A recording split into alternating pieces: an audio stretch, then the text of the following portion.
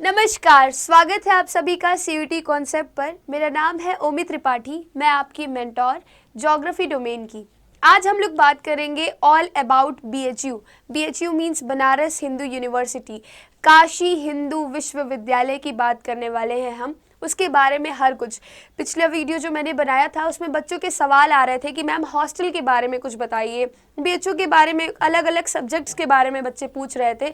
तो आइए आज डिटेल में बात करते हैं हर एक टॉपिक पर बीएचयू के। ठीक है, तो सबसे पहले हम ये बता दें कि अगर आपको भी बनारस हिंदू यूनिवर्सिटी में पढ़ने का आपका भी सपना है तो आप उस सपने को साकार कर सकते हैं। ठीक है, सपने को साकार करने के लिए एंट्रेंस एग्जाम देना होगा, जिसके बारे में मैं आगे बात करूंगी। सबसे पहले मैं आपको ये बता दूं कि मैं खुद ज्योग्राफी डोमेन के लिए पढ़ाती हूँ और बहुत सारे हमारे फैकल्टी मेंबर्स जो आपको दिख रहे होंगे ये सभी लोग पढ़ाते हैं। Rajneesh sir founder of this institute, जो भी आप जिस प्लेटफॉर्म पे आप ये वीडियो देख रहे हो उसके फाउंडर हैं ये भी पढ़ाते हैं। सूरज सर को आप सभी जानते होंगे, विकास सर को आप सभी जानते होंगे, साक्षी मैम हिस्ट्री एंड हिस्ट्री पढ़ा रही है, इकोनॉमिक्स पढ़ा रही है, तो आप सभी इनसे परिचित ही होंगे कहीं ना कहीं।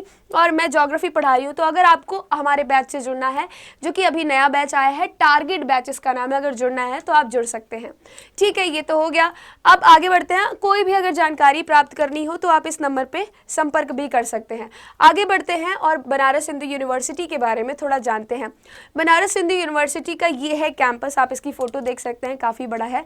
ठीक है, ये इधर पे ये कैंपस है जो सेमी सर्कुलर फॉर्म में दिख रहा है, वो बनारस हिंदू यूनिवर्सिटी का कैंपस है। और इधर तो ये रिवर गंगा बह रही है, मतलब ये बनारस का पूरा एक मैप है जिसमें कि आप कैंपस भी देख सकते हैं।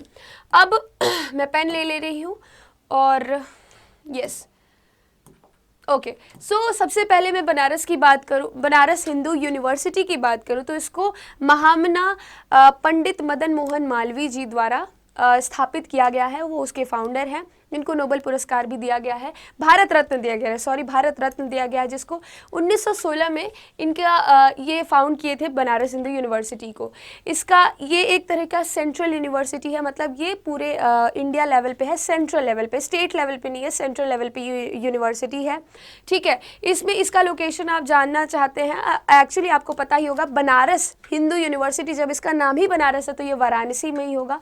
ठीक है, तो ये वाराणसी, उत्तर प्रदेश के वाराणसी जिले में स्थित है। इसके अलावा इसकी मोटो है कि विद्या का उद्देश्य जीवन का सर्वोत्तम विकास है। विद्या का क्या उद्देश्य है, ये इसका मोटो है इस पे। ठीक है, ये इसका अपना मोटो है। हालांकि हमें इससे मतलब नहीं है, हमें जो मतलब है हम उसके बारे में जानते हैं। अगर मैं बनारस हिंदू यूनिवर्सिटी की बात करूं तो उसकी वर्ल्ड की रैंकिंग क्या है। सबसे पहले NIRF रैंकिंग जो है वो तो नेशनल रैंकिंग है हमारे इंडिया पे ही, तो 5th नंबर पे आती है BHU। ठीक है, तो 5th नंबर पे आती है। इसके अलावा अगर मैं वर्ल्ड रैंकिंग की बात करूं तो 600 to 800 के बीच ग्लोबली वर्ल्ड लेवल पे BHU आ रही है। इसके अलावा ग्रेड A, अगर ग्रेड की बात करें हम तो ग्रेड A में आता है, जिसका स्कोर आप यहाँ पे देख सकते हैं।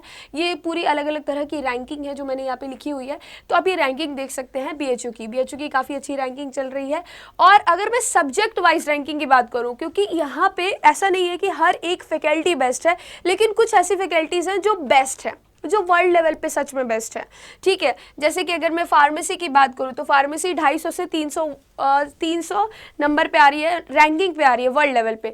इसी के अलावा एग्रीकल्चर एंड फॉरेस्ट्री की बात करूँ तो 300 से 350 रैंकिंग पे आ रही है। केमिस्ट्री 450 से 550 की रैंकिंग के बीच में आ रही है। ठीक है, environmental science, life science and medical physics, ये सारे सब्जेक्ट्स जो है ये काफ़ी ज़्यादा अच्छे हैं BHU में, आप देख सकते हैं। अब इसी के साथ आगे बढ़ते हैं और दूसरा देखते हैं। तो देखिए, अब हम लोग बात करेंगे कि कैंपस क्या है, BHU का कैंपस क्या है, कितने कौन कौन से कॉलेजेस हैं। अगर मैं कॉलेजेस की बात करूं तो सबसे पहला एक फैकल्टी मेन कैंपस नाम से एक कॉलेज आता है, जिसमें कि लड़के और लड़कियां दोनों ही पढ़ते हैं, जिसमें मैंने भी पढ़ाई की है। ठीक है, तो ये है फैकल्टी मेन कैंपस जो कि BHU के अंदर ही है, और ये बनारस में ही है, बनारस में BHU है, तो BHU के अंदर ही है फैकल्टी का मेन कैंपस। ये कोएड है क्योंकि इसमें लड़के और लड़के दोनों रहते हैं। इसके बाद आता है महिला महाविद्यालय। इसका नाम सुनते ही आप समझ गए होंगे कि इसमें सिर्फ लड़कियां ही पढ़ सकती हैं, और ये भी BHU के अंदर ही आता है, ओनली फॉर फीमेल है, और ये BHU के अंदर ही आता है। फिर उसके बाद आता है राजीव गांधी साउथ कैंपस। ये साउथ कैंपस है, जैसे DU के साउथ कैंपस को आप सुने होंगे, इसी प्रकार ये भी साउथ कैंपस, ये बनारस हिंदू यूनिवर्सिटी का साउथ कैंपस है। ये बरकच्छा मिर्ज़ापुर जिला है एक, बनारस के ही वाराणसी के बगल में वो ज़िला है, उसी ज़िले में बरकच्छा नाम के जगह पर ये स्थित है राजीव गांधी साउथ कैंपस। ये भी कोएड है, इसमें लड़के और लड़की दोनों ही रहते हैं। सिर्फ 3 कॉलेजेस नहीं हैं, इसके अलावा कुछ एफिलिएटेड कॉलेजेस भी हैं बनारस हिंदू यूनिवर्सिटी के, जैसे कि आर्य महिला पीजी कॉलेज, ये चेतगंज में है। इसी के अलावा डीएवी पोस्ट ग्रेजुएट कॉलेज, ये औसनगंज में है, ये भी बनारस में ही है। और वसंत कन्या महाविद्यालय, ये कामाख्या पर है, जो कि तीनों ही बनारस में है। तो आप देख सकते हैं आर्य महिला जो है ये फीमेल के लिए है, डीएवी जो है ये सिर्फ मेल और फीमेल दोनों के लिए है। बाकी 3 जो कॉलेजेस हैं, ये वसंता वीकेएम मतलब वसंत कन्या महाविद्यालय और आर्य महिला, ये तीनों ही सिर्फ फीमेल्स के लिए है। फीमेल्स के लिए काफ़ी अच्छी सीट्स दी गई हैं। अगर मैं सीएचएस की बात करूँ, बनारस ये बीएचयू का ही सीएचएस स्कूल है, ठीक है। तो सीएचएस भी 2 पार्ट्स में डिवाइडेड है, एक तो गर्ल्स है एक बॉयज़ है स्कूल में। तो इसमें तो गर्ल्स की सीट्स कम होती है सीएचएस में, लेकिन वही अगर कॉलेज के मतलब हायर एजुकेशन की बात करें तो ये अच्छा एक रूल है कि हायर एजुकेशन के लिए इधर पे बनारस हिंदू यूनिवर्सिटी में बहुत सारे कॉलेजेस हैं महिलाओं के लिए। पुरुषों के लिए थोड़े कम हैं, लेकिन महिलाओं को अच्छा खासा मौका मिल रहा है पढ़ने का, ठीक है। तो ये हो गया। अब आगे बात करते हैं, कोर्सेज़ की बात करते हैं। तो बच्चों को ये भी डाउट था कि मैम कौन कौन से कोर्सेज़ हैं, कोर्सेज़ के बारे में थोड़ा बताइए। तो आइए कोर्सेज़ के बारे में जानते हैं। तो सबसे पहला कोर्स जो है वो है बीए का कोर्स। बीए के लिए बहुत बच्चे, मतलब बहुत सारे बच्चे पढ़ने आते हैं। बनारस हिंदू यूनिवर्सिटी से बीए करना अपने आप में बड़ी बात है। ऐसे किसी नॉर्मल कॉलेज से बीए कर रहे हो और बीएचयू से बीए कर रहे हो, दोनों में डिफरेंस होता है, ठीक है। तो बीए करने के लिए बहुत सारे लोग आते हैं। बीए 2 तरीके से होता है, एक सोशल साइंस से होता है, एक आर्ट्स से होता है। आर्ट्स मतलब language subject, and social science मतलब ये जो सब्जेक्ट जैसे कि इकोनॉमिक्स हो गया, हिस्ट्री हो गया, ज्योग्राफी हो गया, and these all are included in social science, ठीक है। तो अब देखो इसमें लैंग्वेज का बात चल रहा है, तो हिंदी, इंग्लिश, इसके अलावा बहुत सारे कुछ फॉरेन लैंग्वेजेस हैं, कुछ इंडिया के इंडिजिनियस लैंग्वेजेस हैं, जैसे बंगाली हो गया, गुजराती हो गया, इन सब में भी आप कर सकते हैं ऑनर्स, ठीक है। ये हो गया। इसमें आपको एलिजिबिलिटी यही है कि 10th + 2 होना चाहिए। इसका मतलब क्लास 12 तक आप पढ़े रहिए और 50% मार्क्स हो। इसके बाद एंट्रेंस होगा, उसको क्वालिफाई कीजिए। दूसरा क्या है, बीएलएलबी। बीएलएलबी एक बहुत अच्छा कोर्स है, एक प्रोफेशनल कोर्स है और एक काफ़ी महंगा कोर्स है, ठीक है। बीएचयू का ही काफ़ी महंगा कोर्स है और प्रोफेशनल कोर्स है। बीएलएलबी में काफ़ी कम सीट्स भी होती हैं, तो 70 के लगभग सीट होती हैं और बहुत हार्ड भी होता है इसका एग्ज़ाम क्रैक करना, और 5 साल का ये कोर्स होता है। और इसमें language, legal studies and general test होता है और इसी से आप इस एग्ज़ाम को क्रैक कर सकते हैं। इसमें भी आपको 12th पास होना चाहिए, 50% होना चाहिए आपका 12th में, अगर आप जनरल कैटेगरी से बिलोंग कर रहे हैं। इसी प्रकार अगर आप ओबीसी से बिलोंग कर रहे हैं तो आपको 45% होना चाहिए, और SC ST से बिलोंग कर रहे हैं तो 40% होना चाहिए। इसके बाद जैसे मैंने सोशल साइंस की बात की, अब मैं आर्ट्स की बात करूं अगर, तो आर्ट्स के लिए आपको ये एग्ज़ाम देना पड़ेगा, एक लैंग्वेज का और एक जनरल टेस्ट देना पड़ेगा। लैंग्वेज का एग्ज़ाम देंगे, जनरल टेस्ट का एग्ज़ाम देंगे, तो आर्ट्स का हो जाएगा। इसमें आपको 10 + 2 होना चाहिए, इसमें भी 50% मार्क्स आपके होना चाहिए। इसके अलावा अगर आपको मैथ्स और इकोनॉमिक्स को मेजर रखना है तो आपका सब्जेक्ट भी होने चाहिए वो जो 12th में है, मैथ्स, ठीक है। इसके अलावा अगर मैं बीकॉम की बात करूँ, ठीक है, बीए की तो बात हो गई, बीए लोग करते हैं, बीकॉम भी लोग करते हैं। तो बीकॉम की बात करूँ, जो क्लास 11-12 से इकोनॉमिक्स, अकाउंटेंसी, बिजनेस स्टडीज़ पढ़ रहे हैं उनके लिए क्या है, तो उनके लिए यही है, बीकॉम ऑनर्स कर सकते हो। बीकॉम एक तो रेगुलर होता है और एक ऑनर्स होता है, तो दोनों ही आप कर सकते हैं बीएचयू से। इसमें accountancy plus business studies and general test का आपको टेस्ट देना होता है।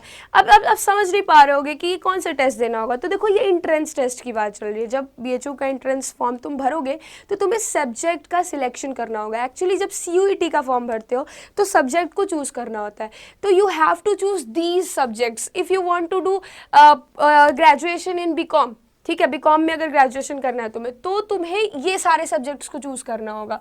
अगर तुम्हें ग्रेजुएशन करना है BSc एग्रीकल्चर, मतलब तुम्हें BSc एग्रीकल्चर करना है, जो कि one of the top college माना जाता है पूरे इंडिया में। इंडिया में बनारस में, एक्चुअली यूपी में बहुत ही कम कॉलेज है, एक कॉलेज है BSc AG का, ये इंडिया में भी टॉप कॉलेजेस में से नंबर 1-2 पे ही आता है बनारस हिंदू यूनिवर्सिटी, ठीक है, BSc AG के लिए। तो अगर आप इधर BSc AG करना चाहेंगे तो आपको क्या कॉम्बिनेशन लेना पड़ेगा इंट्रेंस एग्जाम के लिए, तो CUET में आपको या तो PCM लेना होगा या PCB लेना होगा, या फिर आप एग्रीकल्चर ले सकते हैं, एग्रीकल्चर और केमिस्ट्री एंड फिजिक्स, तो 3 सब्जेक्ट तो लेना ही पड़ेगा। ये सब्जेक्ट अगर आप इसका कॉम्बिनेशन लेते हैं और इसका एग्ज़ाम देते हैं और आपका कट ऑफ पार हो जाता है तो कॉन्ग्रेचुलेशंस, आप एडमिट हो जाते हैं, मतलब आ जाते हैं, यहाँ एडमिशन हो जाती है आपकी। ठीक है, तो यही है। और इसके लिए एलिजिबिलिटी भी है कुछ कि आपका 12 मतलब 12th क्लास में साइंस एक तो सब्जेक्ट होना चाहिए, और या तो एग्रीकल्चर से आपने पढ़ाई की हो क्लास 12th में, और 50% आपका 12th बोर्ड का जो एग्ज़ाम होता है उसमें 50% नंबर आना चाहिए।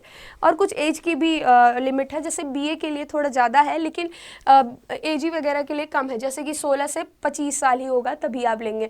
लेकिन देखो जैसा कि मैंने बताया कि आप बीए जो है वो बीएचयू से कर रहे हैं, बीएचयू से बीए करना इज़ नॉट कहीं से भी बीए करना, ठीक है, वो दोनों में अंतर होता है। तो बीएचयू से अगर आप बीए कर रहे हैं तो उसके लिए एज लिमिट होता है। ऐसे नॉर्मली तो लोग बूढ़े होकर भी बीए कर ले रहे हैं कहीं से भी, लेकिन अगर बीएचयू से कर रहे हो तो एज लिमिट होता है। ठीक। इसके बाद आता है बीएससी ऑनर्स, जो कि अगर आप बायोलॉजी ग्रुप से करना चाहते हैं बीएससी, ठीक है, बीएससी ऑनर्स करना है आपको, बैचलर्स इन साइंस, और वो बायो से करना है, लोगों को बायो से करना होता है। तो बायो के लिए आपको bio plus chemistry plus physics का एग्जाम देना होगा, किसमें, इंट्रेंस एग्जाम में, सीयूईटी के इंट्रेंस एग्जाम में। इसके लिए भी देखो कॉमन चीज़ ये है कि 50% तुम्हारे आने चाहिए, ठीक है। 12th में आपके 50% आए और आप 12th में सब्जेक्ट क्या लिए हो, पीसीबी ही लिए हो, फिजिक्स केमिस्ट्री एंड बायो ही लिए हो, ठीक है।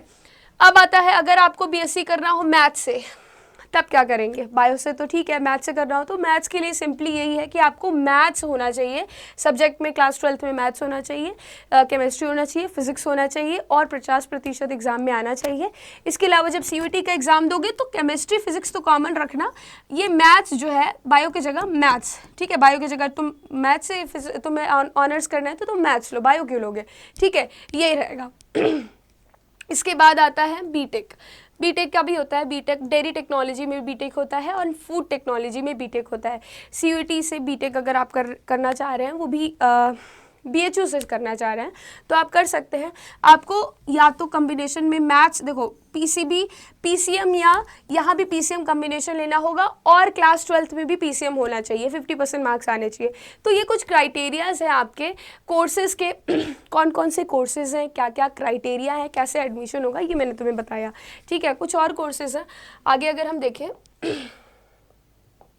यस और कोर्सेज में ये आता है, जैसे कि सबसे पहला कोर्स आता है बी वॉक का, ठीक है। बी वॉक वोकेशनल कोर्स है, वॉक मतलब वोकेशनल कोर्स, तो बैचलर्स इन वोकेशनल कोर्सेज। तो ये वोकेशनल कोर्सेज जो हैं वो फैशन टेक्निक, फैशन डिज़ाइनिंग में हो सकता है, अपरेल डिज़ाइनिंग में हो सकता है, ये सब में हो सकता है। इसके लिए आपको एक लैंग्वेज सब्जेक्ट और एक जनरल टेस्ट पेपर देना होगा। इसके अलावा क्लास 12th में आपका 50% आना चाहिए, ठीक है। इसमें कोई सब्जेक्ट का वेरिएशन नहीं कि नहीं तुम्हारा बायो ही होना चाहिए, मैथ्स होना चाहिए, ऐसा कुछ नहीं है। क्लास 12th में तुम्हारा कुछ भी हो सकता है। इसके बाद आता है बीवॉक ही अगर आपको मॉडर्न ऑफिस मैनेजमेंट में करना हो तो। मॉडर्न ऑफिस मैनेजमेंट के लिए आपको फिर से वही 12 में क्लास 12th में क्या होना चाहिए, 50% होना चाहिए। लैंग्वेज और जनरल का टेस्ट देना होगा सीयूईटी में। इसके बाद आता है अगर बीवॉक करना हो फूड प्रोसेसिंग एंड मैनेजमेंट में, तो उसके लिए भी आपको या साइंस होना चाहिए। इसके लिए एक क्राइटेरिया है कि क्लास 12th में तुम्हारा साइंस होना चाहिए, 50% होना चाहिए मार्क्स।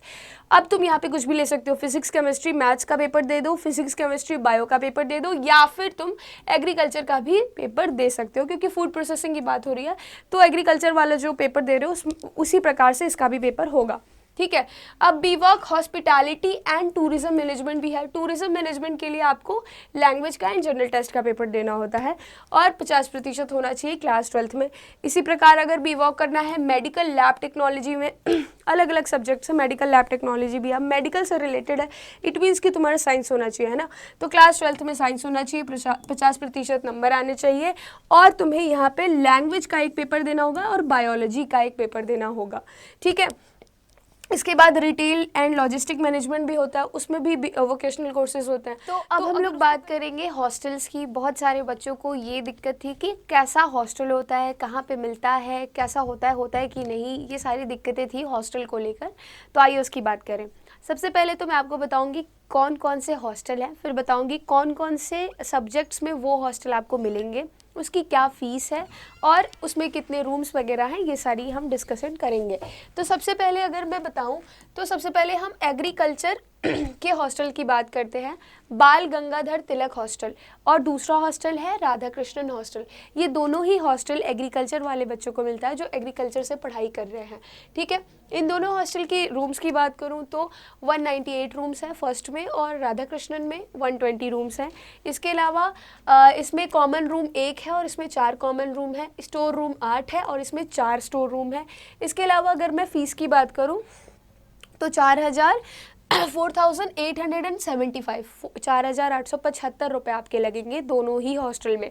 तो अगर आप पैसे की बात करें फ़ीस की तो मेजरली आप देख सकते हैं यहाँ सारे ही हॉस्टल के लगभग सेम ही प्राइजेज़ हैं, ठीक है। फ़ीस सारे हॉस्टल के सेम है, चाहे आप किसी भी सब्जेक्ट से पढ़ रहे हो।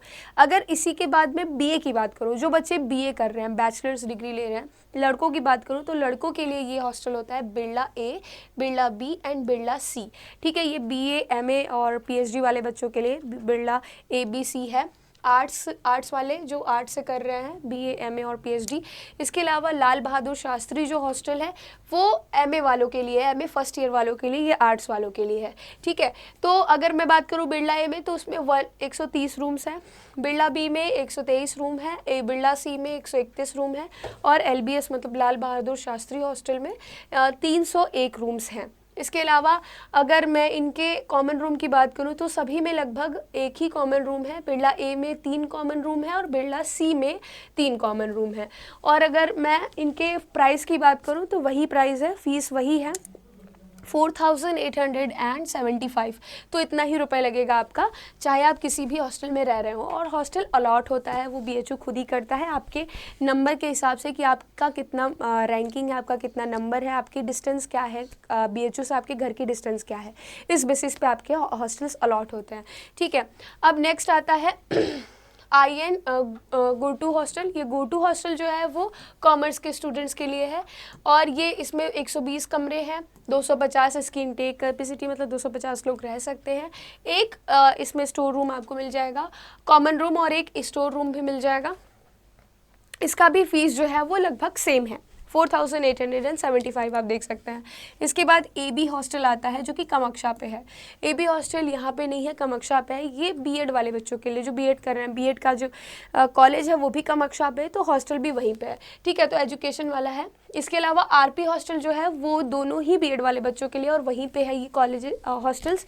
इसमें नंबर ऑफ़ रूम्स की बात करूँ तो इस AB में 90 है और RP में 51 रूम्स हैं और इनटेक कैपेसिटी 180 बच्चे रह सकते हैं AB में, RP में 92 बच्चे रह सकते हैं। और स्टोर रूम, कॉमन रूम तो एक है। AB में 12 स्टोर रूम्स हैं और RP में 4 स्टोर रूम्स हैं और फीस जो है वो यही है 4,875 रुपये। इसके बाद आता है धनवंतरी हॉस्टल। ये BHU के अंदर ही है धनवंतरी हॉस्टल। ये IMS मतलब जो मेडिकल साइंसेस से पढ़ रहे हैं, जो MBBS कर रहे हैं, उन बच्चों के लिए है। MBBS के लिए 3-4 और हॉस्टल्स हैं जैसे कि पुनर्वासु, अतिरिया, रुइया नेक्से और रुइया मेडिकल हॉस्टल, ये सारे और ये भी है सुश्रुता हॉस्टल जो है ट्रॉमा सेंटर के पास, ट्रॉमा सेंटर में ही है ये। तो वो भी, ये सारे हॉस्टल जो हैं ये उनके लिए है जो IMS मतलब मेडिकल से पढ़ाई कर रहे हैं। इनमें आप रूम्स देख सकते हैं 211, 76, 107, 82 एंड 406 रूम्स हैं और काफ़ी ज़्यादा इनटेक कैपेसिटी भी है, जैसे 211, 152, 214, ये सारी इनटेक कैपेसिटी है। इसके अलावा store rooms and common rooms भी है और हॉस्टल की फ़ीस भी लगभग सेम है 4,875। सुश्रुता जो हॉस्टल है उसकी फ़ीस थोड़ी ज़्यादा है 5,375। बाकी जो हॉस्टल्स हैं उसकी फ़ीस सेम है। अब हम लोग बात करते हैं जो बच्चे BA LLB कर रहे हैं या फिर सिर्फ लॉ कर रहे हैं, लॉ से पढ़ाई कर रहे हैं, वो चाहे वो उसमें ऑनर्स कर रहे हों, मतलब चाहे वो उसमें बैचलर्स डिग्री ले रहे हों, चाहे वो मास्टर्स या PhD ले रहे हों, तो उनके लिए कौन कौन से हॉस्टल्स हैं? उनके लिए 3 हॉस्टल आप देख लेंगे। एक तो BR Ambedkar hostel, BR Ambedkar, दूसरा है भगवान दास हॉस्टल और तीसरा है चाणक्य हॉस्टल। तो ये 3 हॉस्टल्स आप देखेंगे उनके लिए।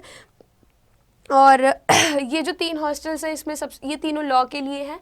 एक तो इसमें 70 रूम है, भगवान दास में बात करें तो 119 रूम्स हैं, चाणक्य में 93 रूम्स हैं। इसके अलावा मैं कॉमन रूम की बात करूँ तो इसमें एक रूम है दोनों में और इसमें स्टोर रूम भी एक है और इसमें 2 स्टोर रूम्स हैं। इसके अलावा फ़ीस जो है वो आप सेम ही देखेंगे। चाणक्य का फ़ीस थोड़ा ज़्यादा है 5375। बाकी सारे हॉस्टल्स की फ़ीस जो है वो कम है। ओके, अब इसके बाद मैं बात करती हूँ ऐसे मैनेजमेंट। अगर तुम एमबीए कर रहे हो बनारस हिंदू यूनिवर्सिटी से तो तुम्हें कौन सा हॉस्टल मिलेगा? तो मैनेजमेंट के लिए मैनेजमेंट हॉस्टल ही है, नाम भी मैनेजमेंट ही है, ठीक है। उसमें 60 रूम्स हैं और इनटेक कैपेसिटी 120 है। इसके अलावा इसका भी फ़ीस 4875 है। इसके अलावा मल्टी फैकल्टी जब आप मल्टी फैकल्टी में पढ़ाई कर रहे हैं या फिर परफॉर्मिंग आर्ट में पढ़ाई कर रहे हैं तो रेवा कोठी हॉस्टल है इनके लिए और सरदार वल्लभ भाई पटेल हॉस्टल उनके लिए है, ठीक है। तो ये सारे हॉस्टल्स हो गए। आई थिंक ये हॉस्टल आपको क्लियर हो गया होगा। कुछ और भी हॉस्टल हैं, जैसे कि अगर तुम बीएचयू के बाहर साउथ कैंपस में पढ़ाई कर रहे हो तो साउथ कैंपस में भी हॉस्टल मिलती है, उसकी फैसिलिटी होती है। ये देखो सारे साउथ कैंपस के लिए हॉस्टल्स हैं। तो साउथ कैंपस में जैसे Aravali boys hostel, Himgiri boys hostel, new boys hostel, Shivalik boys hostel and Vindhyachal hostel, तो ये सारे ही बॉयज़ हॉस्टल आप देख सकते हैं, वो सारे आपको मिल जाएंगे आरजीएससी साउथ कैंपस के लिए। उसकी फ़ीस 4875 ही है। न्यू बॉयज़ हॉस्टल में थोड़ा फ़ीस ज़्यादा है, बाकी सारी की फ़ीस सेम है। फिर अगर साइंस से आप पढ़ाई कर रहे हैं, ठीक है, साइंस आपका सब्जेक्ट है और आप पढ़ाई कर रहे हैं तो ये बीएचयू मेन कैंपस की बात कर रही हूँ, उसी में ये हॉस्टल्स हैं, ठीक है। Bhabha hostel, Broacha hostel, CPR Iyer hostel और डालमिया हॉस्टल, चाहे आप एमएससी कर रहे हो, बीएससी कर रहे हो, ये हॉस्टल्स आपको मिलेंगे, ठीक है। रामकृष्ण हॉस्टल भी इसी में है। तो ये सारे हॉस्टल्स हैं आपके। इसमें इतने सीट्स हैं और इतनी इसकी फ़ीस है, सेम ही फ़ीस है हर जगह। ओके, अब बात करूँ मैं कि मान लीजिए आप बैचलर्स डिग्री कर रहे हैं और आपका सोशल साइंस सब्जेक्ट है। मैंने बताया था कि बीएचयू में आर्ट्स और सोशल अलग अलग सब्जेक्ट होते हैं। तो अगर आपका सोशल साइंस सब्जेक्ट है तो आपको बीए के लिए 2 हॉस्टल्स मिलते हैं। एक तो AND होता है, ठीक है, आचार्य नरेंद्र दास हॉस्टल है, और दूसरा होता है मूना देवी हॉस्टल। ये तो मूना देवी या AND, श्रीमती मूना देवी होता है, SMD कहते हैं उसको शॉर्ट में। SMD और AND 2 हॉस्टल्स होते हैं। इसमें AND में 96 रूम्स है, मूना देवी में 112 रूम्स हैं, ठीक है। और इसका भी सेम प्राइस है। SMD का प्राइस थोड़ा ज़्यादा है 5375, AND का जो है 4875 है। उसके बाद सोशल साइंस के लिए 2 और हैं ये बैचलर्स के लिए नहीं है। एक तो पंडित ब्रजनाथ हॉस्टल और एक राजा राम मोहन रॉय हॉस्टल। राजा राम मोहन रॉय हॉस्टल MA के लिए होता है, जब मास्टर्स डिग्री आप कर रहे हैं सोशल साइंस के सब्जेक्ट से, ठीक है। तो इसके लिए आपको ये इतना, इसमें 115 सीट्स हैं, इसमें 228 सीट्स हैं। इसका फ़ीस सेम ही है लगभग 5375 और इसका 4875। इसके अलावा अगर आप संस्कृत से पढ़ाई कर रहे हैं, वही आचार्य कर रहे हैं, ये सब डिग्री ले रहे हैं, तो आपको मिलेगा रुइया हॉस्टल, ठीक है। रुइया हॉस्टल का भी सेम प्राइस है। इसके बाद रामकृष्ण हॉस्टल है जो कि विजुअल आर्ट्स के लिए है। तो ये हॉस्टल्स हो गए आपके बॉयज़ के। अब मैं गर्ल्स के हॉस्टल की बात करती हूँ। थोड़ा सा हॉस्टल का लिस्ट थोड़ा बड़ा है क्योंकि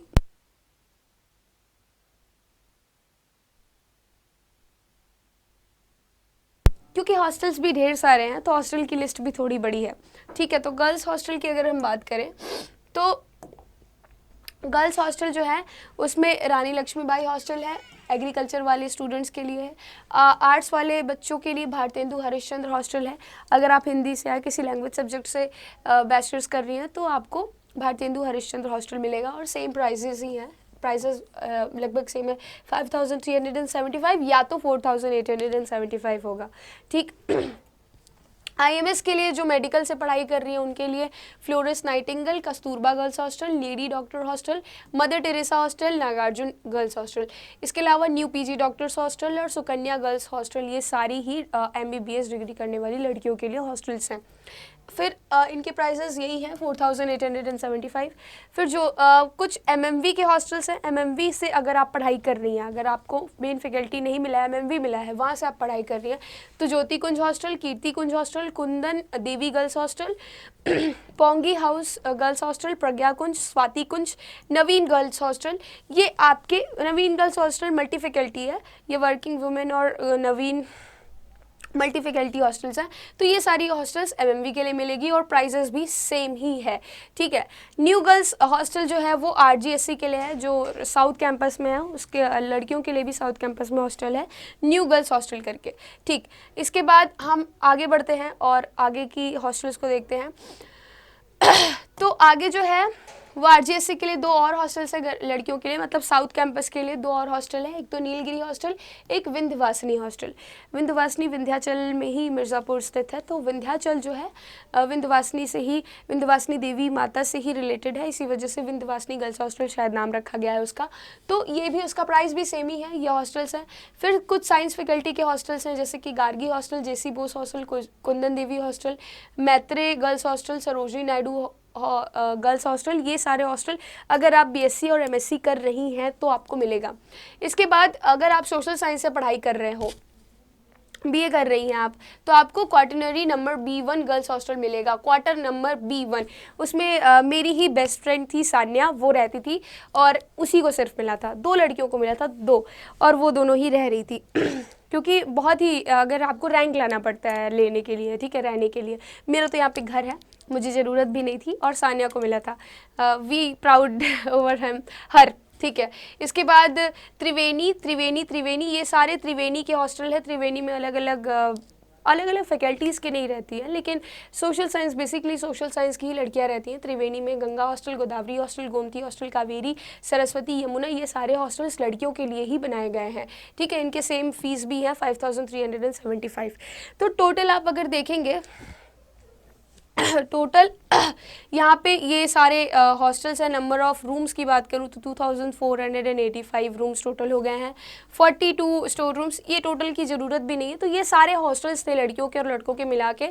अगर आपने ध्यान से देखा तो आप समझ गए होंगे कितने हॉस्टल्स हैं, ठीक है। कुछ हॉस्टल्स फॉरेन स्टूडेंट्स के लिए भी है। फॉरेन स्टूडेंट्स जैसे कि जो लोग बाहर से आते हैं, ठीक है, पढ़ाई करने, तो एक इंटरनेशनल हाउस कॉम्प्लेक्स है, एक सिद्धार्थ विहार है, न्यू इंटरनेशनल बॉयज़ हॉस्टल है और न्यू इंटरनेशनल गर्ल्स हॉस्टल है। तो ये इंटरनेशनल हॉस्टल्स हैं बच्चों के जो बाहर से पढ़ने आ रहे हैं। इनका फ़ीस थोड़ा ज़्यादा है, आप देख सकते हैं 20,000 फीस है, ठीक है। ठीक है, तो 20,900 फीस होता है ये इंटरनेशनल हॉस्टल्स का। और इंटरनेशनल हॉस्टल नाम से ही आप समझ गए होंगे, थोड़ी अच्छी फैसिलिटीज़ भी होती हैं, तो यही है इंटरनेशनल हॉस्टल। अब आगे बढ़ते हैं और कैंपस के बारे में और अधिक जानकारी प्राप्त करते हैं। मैम का गला थोड़ा सा फंसा लग रहा है। हाँ क्यों? सर, मुझे इसका कारण मैं आप लोग को बताता हूँ। मैम शायद इस वीडियो में बताई या बताई होगी कि जब आप लोग बीएचयू में एडमिशन ले लोगे तो बीएचयू में इंटर फैकल्टी एक कंपटीशन होता है जिसका नाम है स्पंदन, हाँ, है ना। उसी में मैम चूंकि ज्योग्राफी से अपना बीए या बीएससी और अभी ज्योग्राफी से एमए या एमएससी कर रही है। तो मैम अभी जो है आई थिंक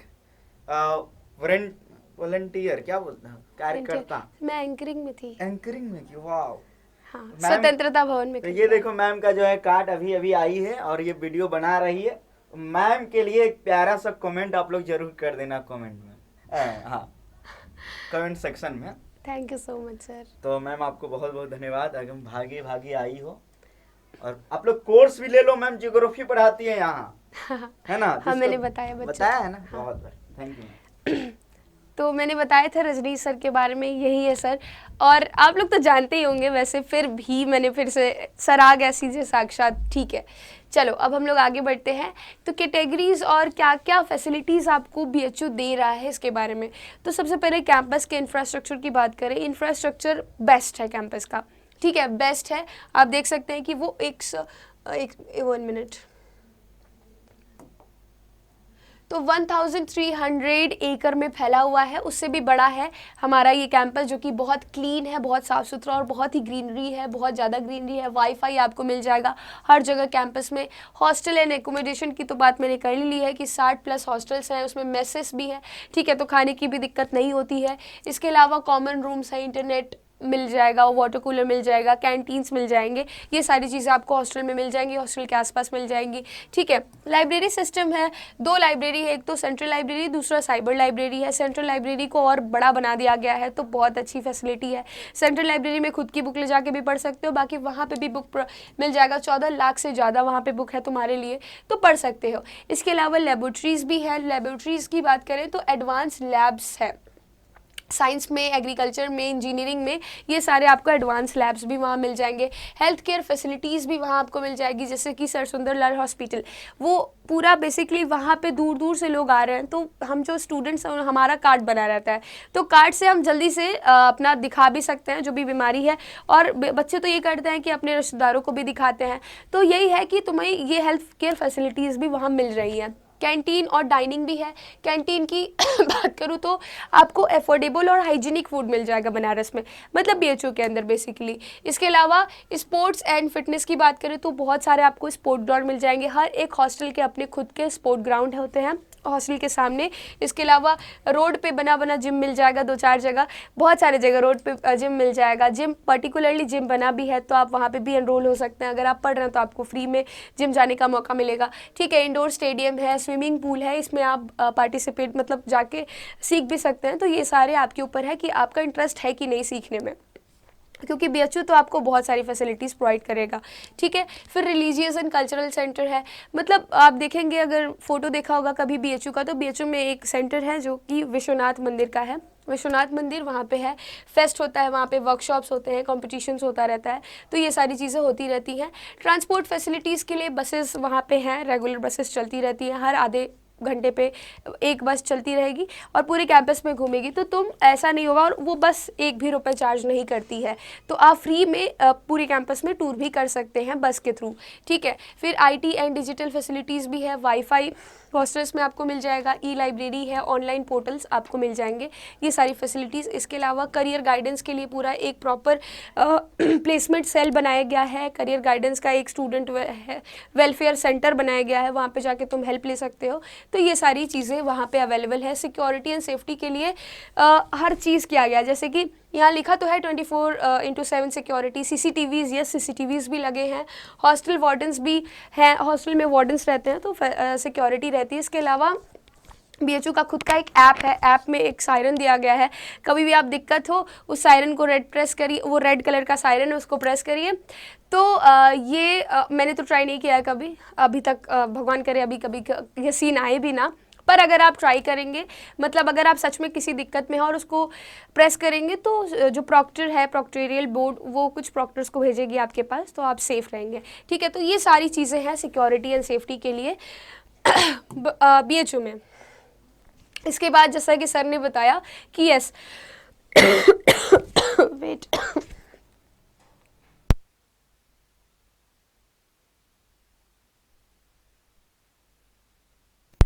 हाँ, तो जैसा कि सर ने बताया कि कल्चरल फेस्ट होता है बीएचयू में। कल्चरल फेस्ट जैसे कि स्पंदन और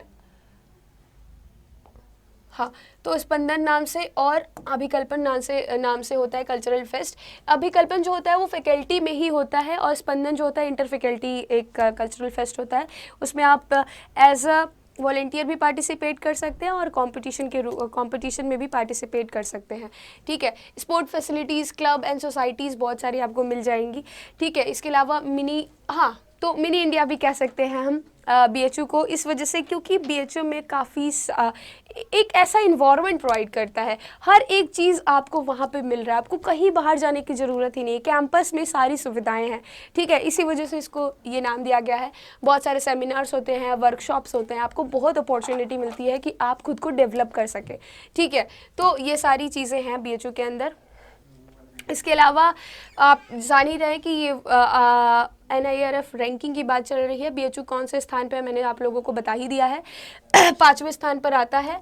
ठीक है, तो 5वें स्थान पे आता है। इसके अलावा बस काफ़ी है आज के लिए। मुझे लगता है कि मैंने काफ़ी ज़्यादा बता दिया है बनारस हिंदू यूनिवर्सिटी के लिए, लेकिन अभी भी अगर कुछ छूट गया है, कुछ डाउट है, हम हर वीडियो में, मतलब BHU इतना बड़ा है कि मैं हर चीज़ पे डिटेल में बात कर ही नहीं सकती हूँ। किसी चीज़ में अगर आपको जानना हो कि नहीं इस पे मैम डिटेल में बताइए, तो मैं ज़रूर उस पर वीडियो बनाऊँगी। आप मुझे बस एक बार कॉमेंट में बता दीजिएगा, ठीक है। और अपना ध्यान रखिए और अच्छे से प्रिपरेशन कीजिए, प्रिपरेशन को बूस्टअप कीजिए, ठीक है। हमारे टारगेट बैच से जुड़ना है तो जुड़ सकते हैं। बाकी आपको जो कोचिंग अच्छी लग रही है उससे जुड़िए। आप पहले देखिए कि क्वालिटी कहाँ मिल रही है, ठीक है। तो all the very best to everyone और take care. Thank you so much.